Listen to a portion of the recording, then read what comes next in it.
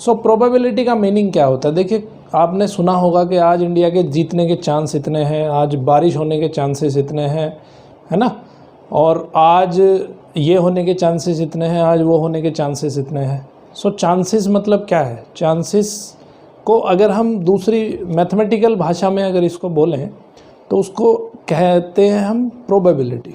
ठीक है। So probability क्या है कि जैसे मान लेते हैं कि आपने जब हम मैच खेलने जाते हैं तो हम सिक्का उछालते हैं, ठीक है, टॉस होता है।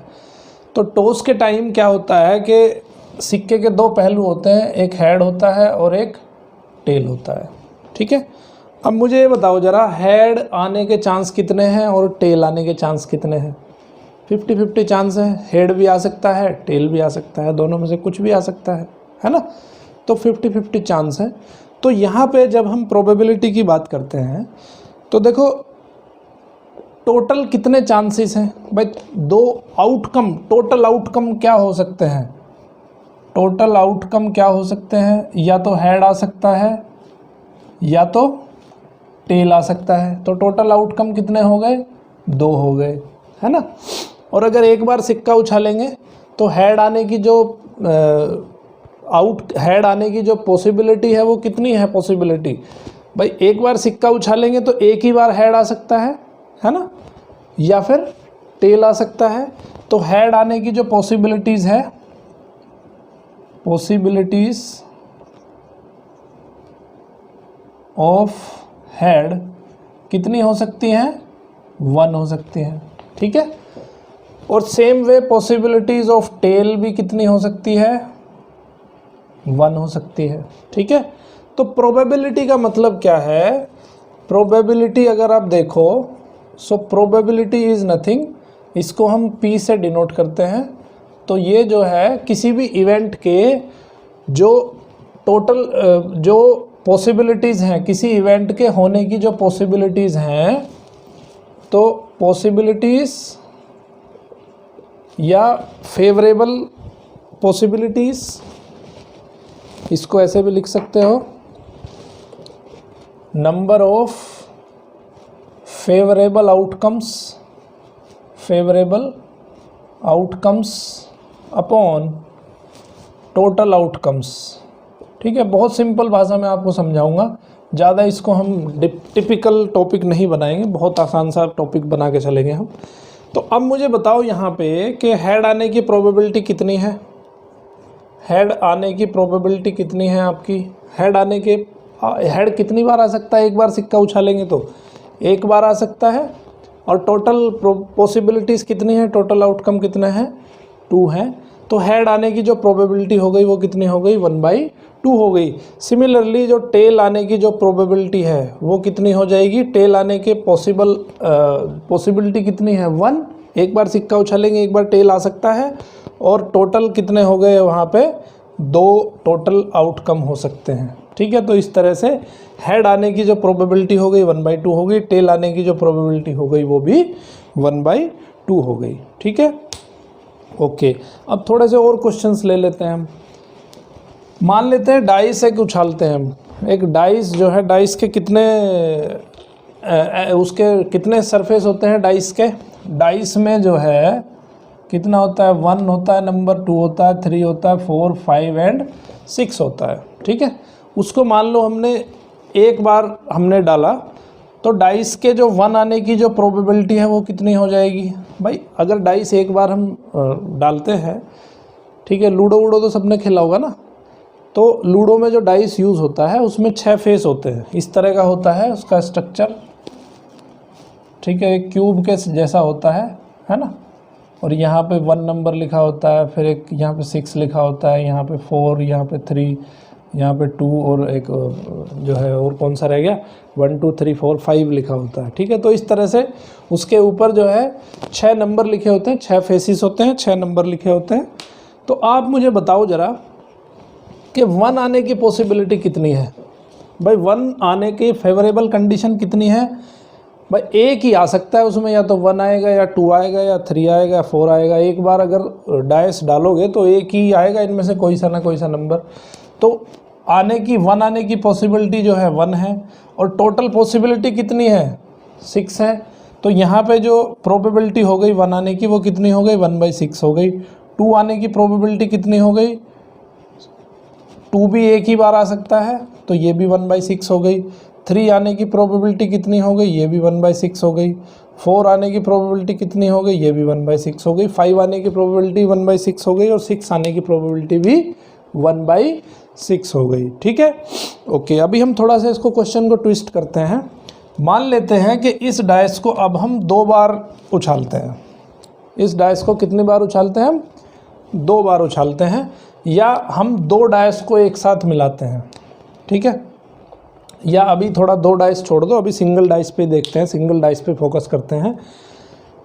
अब हम क्या कहते हैं कि इवन नंबर आने की पॉसिबिलिटी कितनी है, इवन नंबर आने की जो प्रोबेबिलिटी है वो कितनी है। देखो इवन नंबर अगर एक डाइस को फेंकते हैं तो इवन नंबर कितने हैं यहाँ पे, एक तो 2 है, 4 है और 6 है। तो टोटल जो पॉसिबिलिटीज़ है वो कितनी है, 3 पॉसिबिलिटीज़ हैं इवन नंबर आने की, और टोटल कितने हैं हमारे पास 6 हैं। तो प्रोबेबिलिटी कितनी आ गई 1/2 आ गई। और ओड नंबर आने की जो प्रोबेबिलिटी है वो कितनी हो जाएगी, ओड नंबर कितने हैं हमारे पास 3 हैं, टोटल आउटकम 6 हैं, तो ये कितना हो जाएगा 1/2 आ जाएगा। समझ में आई बात। तो प्रोबेबिलिटी का मतलब है कि कितने उसके फेवरेबल आउटकम्स हो सकते हैं, कितने उसके टोटल आउटकम्स हो सकते हैं।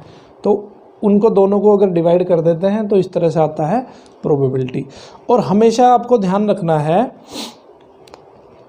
अभी इसमें बताओ 0 आने की प्रोबेबिलिटी कितनी है, 0 आने की प्रोबेबिलिटी कितनी है, 0 तो आ ही नहीं सकता। तो फेवरेबल आउटकम 0 हो गए, टोटल 6 हो गए, तो कितना हो गया 0 हो गया, है ना। और अगर हम कहें कि भाई 1 से लेके 6 तक नंबर आने की प्रोबेबिलिटी क्या है, कोई सा भी नंबर आ जाए, 4, 5, 6, इनमें से कोई सा भी नंबर आ जाए, तो कितनी प्रोबेबिलिटी हो सकती है उसकी, भाई कोई सा ही तो 6 आ सकते हैं। 6 में से अगर कोई सा भी लेके आना है नंबर, तो अगर डाइस फेंकते हैं तो कुछ ना कुछ तो आएगा ही आएगा। तो उसकी 6 पॉसिबिलिटीज़ हैं, या तो 1 आएगा, 2 आएगा, 3, 4, 5, 6, 6 के 6 आ सकते हैं। और ये टोटल आउटकम कितना है यहाँ पे 6 है, तो प्रोबेबिलिटी कितनी हो गई 1 हो गई। तो आपने एक चीज़ गौर की होगी यहाँ पे कि मिनिमम जो प्रोबेबिलिटी होती है वो 0 होती है, और मैक्सिमम जो प्रोबेबिलिटी होती है वो 1 होती है। ठीक है, तो हमेशा जो P किसी इवेंट के होने की जो प्रोबेबिलिटी है वो आइदर 0 से बड़ी या 0 से बराबर हो सकती है, या फिर 1 से बड़ी और 1 से छोटी हो सकती है। ठीक है, तो हमेशा ये ध्यान रखोगे चीज़ कि प्रोबेबिलिटी कभी भी 1 से बड़ी नहीं हो सकती और 0 से छोटी नहीं हो सकती है। कभी भी प्रोबेबिलिटी जो है माइनस में नहीं जाएगी। ठीक है, समझ गए बात। ओके, तो अब हम जो पढ़ते हैं कुछ एग्जाम्पल्स करते हैं, एग्जाम्पल के थ्रू आपको समझाने की कोशिश करेंगे, सारी चीज़ें समझ में आ जाएंगी। तो उनको देखते हैं। ओके, एग्जाम्पल नंबर 1 दिया है आपका, उसको देख लेते हैं सबसे पहले। बहुत सिंपल टॉपिक है, इसको बहुत टिपिकल नहीं बनाना है, और ये एग्ज़ाम में आता है 100%। ठीक है, तो कॉइन एक टॉस किया जाता है 1000 टाइम्स। तो कॉइन को 1000 टाइम टॉस किया जाता है। तो जब हम कॉइन को 1000 टाइम्स टॉस कर रहे हैं, ठीक है, तो 1000 टाइम जब हमने कॉइन को टॉस किया है तो क्या हुआ है, कुछ ऑब्जर्वेशन है भाई। टोटल टॉस जो हुआ है वो हुआ है 1000 टाइम्स, और उसमें जो हेड आया है वो कितनी बार आया है 455, और जो टेल आया है वो कितनी बार आया है 545। तो हमें बताना है कि probability of each event, head आने की प्रोबेबिलिटी और टेल आने की प्रोबेबिलिटी। तो हेड आने की प्रोबेबिलिटी कितनी हो जाएगी, हेड के फेवर में कितने बार आई है रीडिंग 455 टाइम्स, और सिक्का कितनी बार उछाला गया 1000 टाइम्स। तो ये हो जाएगी हेड आने की प्रोबेबिलिटी। टेल आने की प्रोबेबिलिटी कितनी हो जाएगी 545/1000। ठीक है, और एक सबसे बड़ी बात आपको बताऊं कि अगर इनको हम जोड़ देंगे तो आंसर आएगा 1। तो किसी इवेंट के होने की प्रोबेबिलिटी और उसकी ना होने की प्रोबेबिलिटी, देखो ये PT क्या है, PT को हम ऐसा भी लिख सकते हैं कि हेड ना आने की प्रोबेबिलिटी। और हैड आने की प्रोबेबिलिटी। ये हो गई हैड आने की प्रोबेबिलिटी और ये होगी हैड ना आने की प्रोबेबिलिटी। तो दोनों को अगर ऐड कर देते हैं तो आंसर कितना आता है हमारा 1 आता है। ठीक है, ये चीज़ आपको ध्यान रखनी है। एग्जाम्पल नंबर 2 देख लेते हैं। एक कॉइन है जो उसको 500 टाइम्स जो है उसको उछाला जाता है। Coin are tossed simultaneously, two coins हमने साइमल्टेनियसली उछाले कितनी बार 500 टाइम्स। ठीक है, और कितने हैं 2 कॉइन्स हैं। 2 कॉइन्स को हमने 500 टाइम्स जो है टॉस किया एंड वी गेट 2 हेड जो मिले हमें कितने बार मिले 105 टाइम्स मिले 2 हेड। और 1 हेड कितनी बार मिला 1 हेड मिला 275 टाइम्स। और नो हेड मिला हमें 120 टाइम्स। ठीक है, ये उसने क्वेश्चन में दिया है। अब वो कह रहा है कि find the probability of occurrence of each of these event. तो 2 हेड आने की जो प्रोबेबिलिटी है वो कितनी है 2 हेड आने की जो प्रोबेबिलिटी है, मतलब अगर इसको हम E1 मान लें, इसको E2 मान लें और इसको E3 मान लें, अगर ये इवेंट को हम E1 E2 E3 मान लें तो PE1 कितना हो जाएगा। PE1 मतलब 2 हेड आने की जो प्रोबेबिलिटी है वो कितनी हो जाएगी 105 इसके फेवर में है और टोटल कितने हैं 500। इसी तरह से PE2 आ जाएगी 1 हेड आने की प्रोबेबिलिटी 275/500। इसी तरह से PE3 आ जाएगी 120/500। PE3 क्या है कोई भी हेड ना आने की प्रोबेबिलिटी, कोई भी हेड ना आने की प्रोबेबिलिटी, तो वो हो जाएगी 120/500। इसको डिवाइड करके आंसर आपका आ जाएगा। ठीक है, तीनों को अगर ऐड करेंगे हम तो ऐड करने पे हम देखेंगे कि आंसर हमारा 1 आता है। ओके, अब हम फटाफट से एक टेबल बनाते हैं, टेबल के माध्यम से कुछ सीखेंगे। एग्जाम्पल नंबर है 3। थर्ड एग्जाम्पल में उसने टेबल बनाई है एक। तो टेबल में क्या है, यहाँ पे है आउटकम, ठीक है, और इसमें दिया है फ्रीक्वेंसी। आउटकम क्या है 1 2 3 4 5 6 और ये है 179 150 157 और ये है 149 175 और 190। ठीक है, ये कह रहा है कि डाई इज थ्रोन 1000 टाइम्स। तो टोटल आउटकम दे दिए उसने, टोटल आउटकम्स कितने हैं 1000 टाइम्स जो है उस डाइस को थ्रो किया गया है। टोटल आउटकम्स 1000 है with the frequencies for the outcomes. 1 जो है वो 179 टाइम्स आया है, 2 150 टाइम्स आया है, 3 157 टाइम्स आया, 4 आया 149 टाइम्स, 5 आया 175 और 6 आया 190 टाइम्स।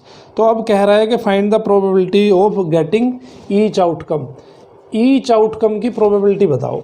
तो 1 कितनी बार आया है, 1 आने की जो प्रोबेबिलिटी है वो 179/1000 हो जाएगी।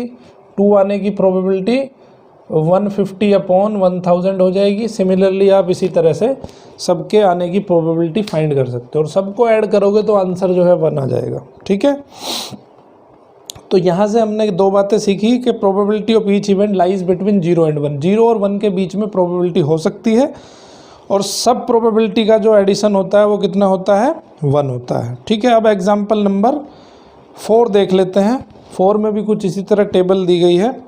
4 में कह रहा है on 1 page of a telephone directory there were 200 telephone numbers. तो अब वो कह रहा है कि डायरेक्टरी में जो है 200 टेलीफोन नंबर्स हैं। तो यहाँ पे उसने इस तरह की टेबल दी है। टेबल को पहले बना लेते हैं फिर आपको मैं समझाता हूँ कि क्या किया है उसने। तो यहाँ पे लिखा है डिजिट और यहाँ पे लिखा है फ्रीक्वेंसी। डिजिट है 0 1 2 3 4 5 6 7 8 और 9 और ये है 0 डिजिट की फ्रीक्वेंसी इतनी है। फ्रीक्वेंसी मतलब कि कितनी बार वो आ रहा है उसमें, उसको बोलते हैं उसकी फ्रीक्वेंसी। ठीक है, 5 है 10 टाइम्स, 6 है 14 टाइम्स, ये 28 टाइम्स, 16 टाइम्स और 20 टाइम्स। तो ये कह रहा है on one page of a telephone directory there were 200 telephone numbers. तो वहाँ पे जो है 200 टेलीफोन नंबर है किसी एक पर्टिकुलर पेज के ऊपर। उन 200 नंबर्स में जो डिजिट है उसका यूनिट डिजिट की बात वो कर रहा है खाली। कितनी रीडिंग ली है उसने? 200 रीडिंग्स ली है। तो यूनिट प्लेस पे जो डिजिट जीरो वाले जो टेलीफोन नंबर है वो कितने हैं? 22 हैं। जिन टेलीफोन नंबर्स में यूनिट प्लेस पे 1 है ऐसे टेलीफोन नंबर 26 हैं। 2 वाले 22 हैं, 3 वाले 22 हैं। ठीक है, तो समझ गए बात? ओके, अब ये कह रहा है कि without looking at the page the pencil is placed on one of these numbers, that is the number is chosen at random, what is the probability that the digit in its unit place is 6 digit का होने का probability क्या है? तो 6 digit हमारी ये है, इसके फेवर में कितने हैं? 14 है। टोटल कितने हैं? 200 है। ठीक है, तो इसको डिवाइड करोगे तो ये आएगा 7/100, यानी कि 0.07 जो है उसकी प्रोबेबिलिटी आ गई। वो नंबर 6 होने की जो प्रोबेबिलिटी है वो 0.07 है। ठीक है, इसका मतलब समझ लो। मतलब क्या है कि 200 में से 14 बार ऐसा हो सकता है जब आप उसकी डिजिट जो है 6 होगी। ठीक है, ये मतलब है उसका। जैसे हम परसेंटेज निकालते हैं कि आउट ऑफ 100 होता है, लेकिन यहाँ क्या है कि जितने टोटल आउटकम्स होते हैं उसके हिसाब से हमें जो फेवरेबल आउटकम्स है उसकी कैलकुलेशन करनी पड़ती है। ठीक है, तो ये हो गया आपका ये वाला क्वेश्चन। उसके बाद है example number 5। The record of a weather station shows that out of the past 250 consecutive days its weather forecast were correct 175। 250 total दिन थे उसके पास, 250 दिनों का फोरकास्ट उसने किया और उसमें ऐसा देखा गया कि 250 दिनों में से 175 डेज का जो फोरकास्ट था वो बिल्कुल सही था। तो टोटल आउटकम्स कितने हो गए? 250। टोटल जो उसने फोरकास्टिंग करी है वो कितनी करी है? 250 डेज की फोरकास्टिंग करी है। ठीक है, और राइट फोरकास्टिंग कितने बार हुई है? राइट फोरकास्टिंग हुई है 175 डेज। ठीक है, तो the record of weather station shows that out of past 250 consecutive days its weather forecast were correct 175 times. ये कर रहा हूँ मैं एग्जाम्पल नंबर 5। ठीक है, तो पहला क्वेश्चन क्या है उसका कि what is the probability that on A given day it was correct. Correct होने की जो प्रोबेबिलिटी है वो कितनी है? तो भाई राइट फोरकास्टिंग कितनी दिनों में हुई है? 175। तो 175 और टोटल कितने हैं? 250 हैं। तो इसको डिवाइड कर दो तो ये आ जाएगा 0.9 जो है प्रोबेबिलिटी है कि 7 आएगा ना है तो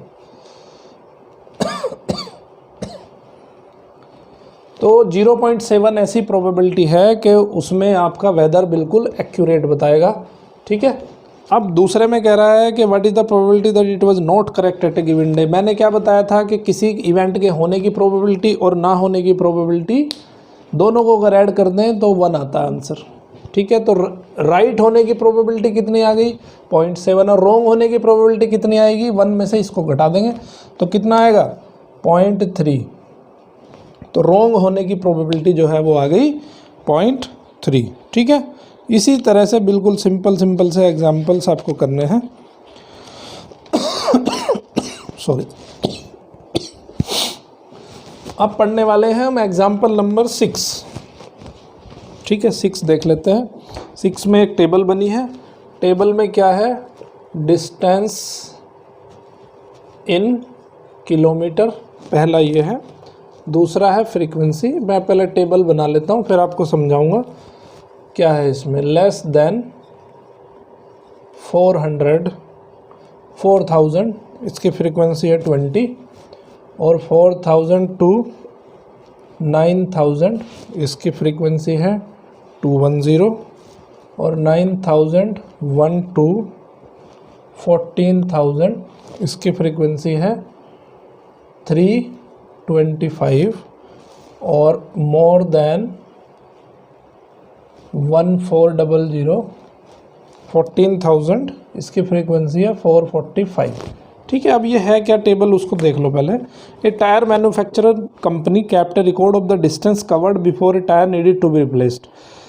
the table shows the result of 1000 cases. तो टोटल जो उसने केस स्टडी किए हैं टोटल केसेस स्टडीड, कितने हैं उसके पास, 1000 केस हैं।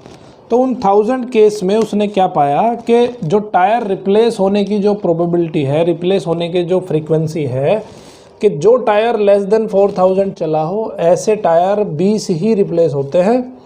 अगर 4000 से 9000 की बात करें तो ऐसे 210 टायर रिप्लेस होते हैं, और 9001 से 14000 किलोमीटर के बीच में जो टायर रिप्लेस होते हैं वो 325 रिप्लेस होते हैं, और मोर देन 14000 जो है 445 टायर रिप्लेस होते हैं। ठीक है, समझ में आ गया क्वेश्चन।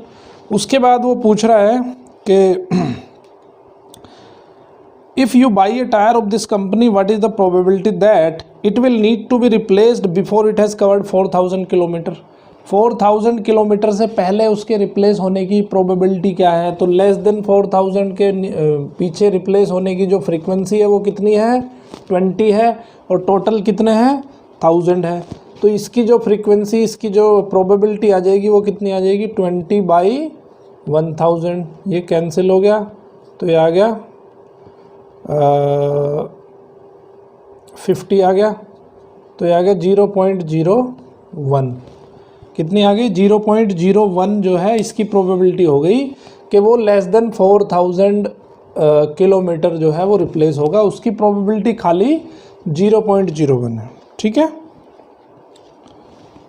सॉरी 0.02। ओके, तो ये पहले वाला क्वेश्चन हो गया आपका। दूसरे क्वेश्चन में क्या कह रहा है, it will last more than 9000 kilometre. More than 9000 kilometre पर रिप्लेस होने की प्रोबेबिलिटी क्या होगी? तो मोर देन 9 क्या होगा, 325 + 445, ये भी तो मोर देन 9000 है, ये भी मोर देन 9000 है। तो टोटल कितना हो गया, 325 + 445, और टोटल कितना है उसका, 1000 है। तो इतनी प्रोबेबिलिटी आ गई कि टायर आपका 9000 से ज़्यादा रिप्लेस होगा, 9000 चलने के बाद रिप्लेस होगा, उसकी प्रोबेबिलिटी ये आ गई। इसको ऐड करके 1000 से मल्टीप्लाई कर लेना, तो ये आंसर आ जाएगा आपका 0.77। ठीक है, थर्ड क्या कह रहा है, it will need to be replaced after it has covered somewhere between 4000 kilometre and 14000 kilometre. 4000 से लेके 14000 तक के बीच में जो इसका रिप्लेसमेंट की प्रोबेबिलिटी है वो कितनी है? तो 4000 से लेके 14000 के बीच में जो फेवरेबल कंडीशन होगी वो कितनी होगी, 210 + 325, और टोटल कितनी है, 1000 है। इसको अगर हम मल्टीप्लाई करके डिवाइड करेंगे तो ये आएगा 0.535। ठीक है, अब देखो कई लोगों के मन में डाउट आ रहा होगा कि भाई इसको अगर ऐड करते हैं, इसको ऐड कर दो, इसको ऐड कर दो, इसको ऐड कर दो, तो टोटल आंसर जो है वो 1 से ज़्यादा बैठता है ना। लेकिन आपको ये भी देखना है कि क्या ये एक दूसरे के कम्प्लीमेंट्री इवेंट है। कम्प्लीमेंट्री इवेंट मतलब मैंने क्या कहा था कि किसी इवेंट के होने की प्रोबेबिलिटी और उसके ना होने की प्रोबेबिलिटी दोनों का एडिशन जो है 1 होता है। ठीक है, तो ये जो इवेंट हैं एक दूसरे के कम्प्लीमेंट्री नहीं है। ओके, इसमें देखो जैसे इसके अंदर जो है ये वाली जो प्रोबेबिलिटी मैंने निकाली, इसमें इसके और इसके दोनों के लिए ओवरलैप हो रहा है ना। लेकिन अगर आप इसकी प्रोबेबिलिटी, इसकी प्रोबेबिलिटी, इसकी प्रोबेबिलिटी और इसकी प्रोबेबिलिटी, दो सारी प्रोबेबिलिटी अलग अलग निकालोगे और सबको ऐड करोगे तो आंसर आएगा आपका 1।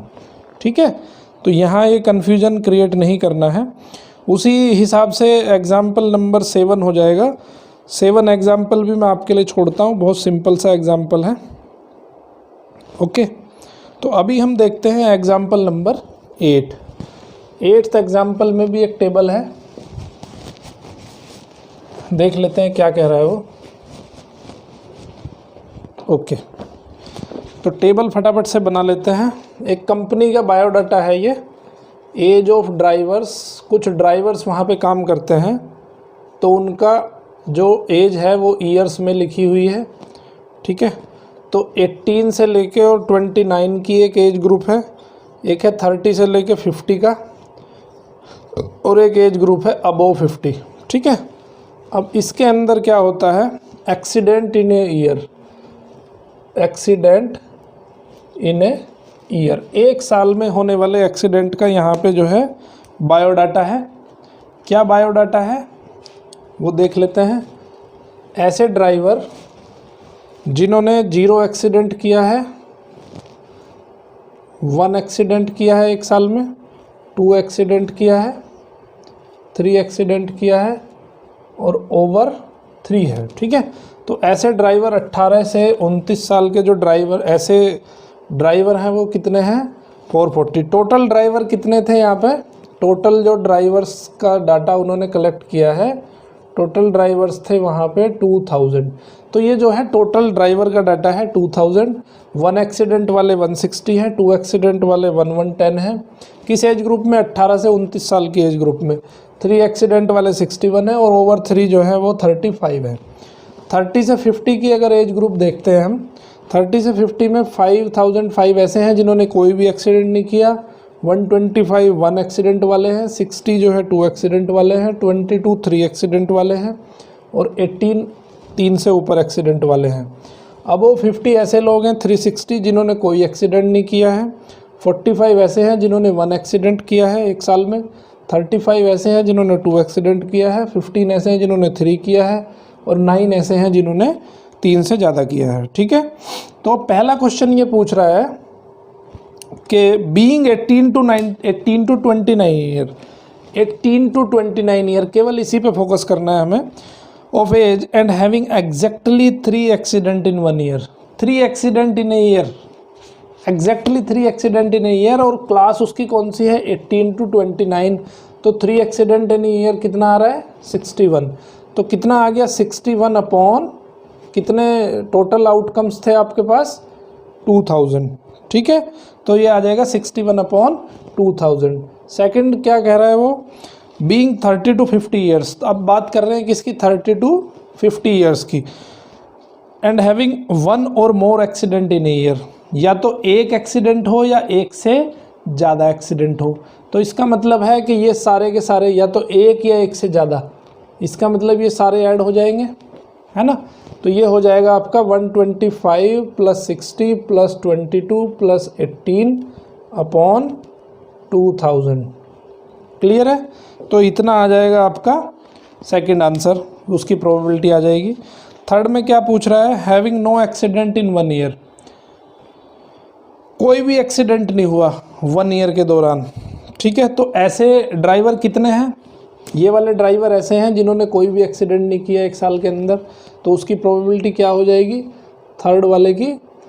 तो 440 + 505 + 360 और डिवाइडेड बाय 2000। ठीक है, तो जो भी आंसर आ जाएगा उसकी हो जाएगी यहाँ पे प्रोबेबिलिटी। ठीक है, तो बहुत ही सिंपल, बहुत ही इजी जो है टॉपिक है ये, इसको इजी ही बना के रखना है, कॉम्प्लिकेटेड इसको नहीं करना है। एग्जाम्पल 9 दिया है उसने। 9th एग्जाम्पल भी आपका उसने दिया है कि एक टेबल है कोई 14.3 एक्सरसाइज एग्जाम्पल 4 चैप्टर 14 में कोई टेबल 14.3 दी गई है। तो उस टेबल को भी आपको इसी तरह अरेंज करना है और उसने पूछा है कि प्रोबेबिलिटीज़ क्या होंगी। ठीक है, तो वो टेबल बना लेना, वो प्रोबेबिलिटी अब बना लेना। एग्जाम्पल 10 बड़ा सिंपल है, उसको भी एक बार देख लेते हैं।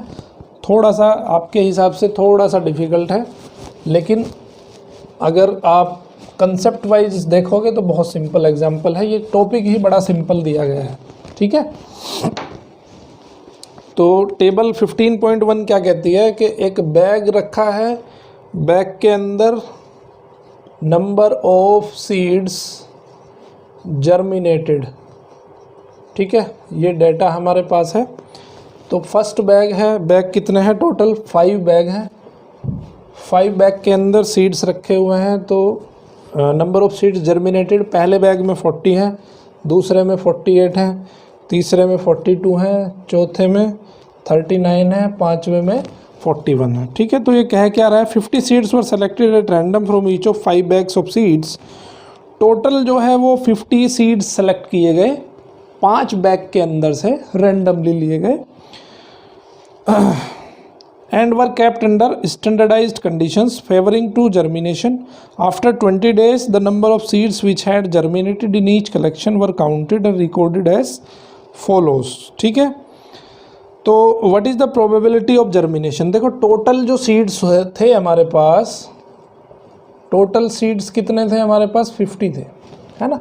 50 सीड्स में से अगर पहले बैग की बात करूं तो उसमें से जो जर्मिनेट हुए वो 40 हुए, दूसरे में जर्मिनेट 48 हुए, तीसरे में 42 हुए, चौथे में 39 और पांचवें में 41 जर्मिनेट हुए।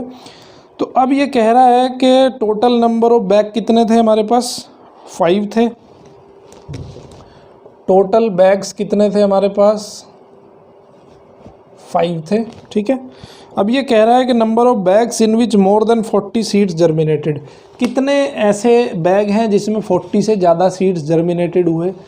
40 से ज़्यादा वाले कितने हैं, एक तो ये है, एक ये है और एक ये है। तो 3 ऐसे बैग हैं जिसमें 40 से ज़्यादा सीड जर्मिनेट हुए, तो उसकी प्रोबेबिलिटी मांग रहे हो। तो प्रोबेबिलिटी कितनी हो जाएगी भाई, टोटल बैग जिसमें 40 से ज़्यादा सीड जर्मिनेटेड हुए वो 3 थे, टोटल बैग कितने थे, 5 थे। तो ये आ जाएगी पहली आपकी, पहला क्वेश्चन का आंसर आ जाएगा 3/5। सेकंड कह रहा है कि 49 सीड्स इन ए बैग। 49 सीड्स इन ए बैग कौन है भाई, 49 तो कहीं है ही नहीं, तो उसके फेवर में 0 हो जाएंगे, टोटल 5 हो जाएंगे, तो इसका आंसर कितना आ जाएगा, 0 आ जाएगा। ऐसा कोई बैग ही नहीं है जिसमें 49 सीड हुए हों। ओके, उसके बाद कह रहा है कि मोर देन 35 सीड्स इन ए बैग। मोर देन 35 वाले कितने हैं, ये भी मोर देन 35 है, ये भी मोर देन 35, ये भी, तो टोटल ही सभी में मोर देन 35 है, तो 5/5 हो जाएगा। तो आंसर कितना आ जाएगा। लेक्चर पूरा देखा आपने, आई होप कि आपको बहुत अच्छे से मैं समझा पाया होऊंगा।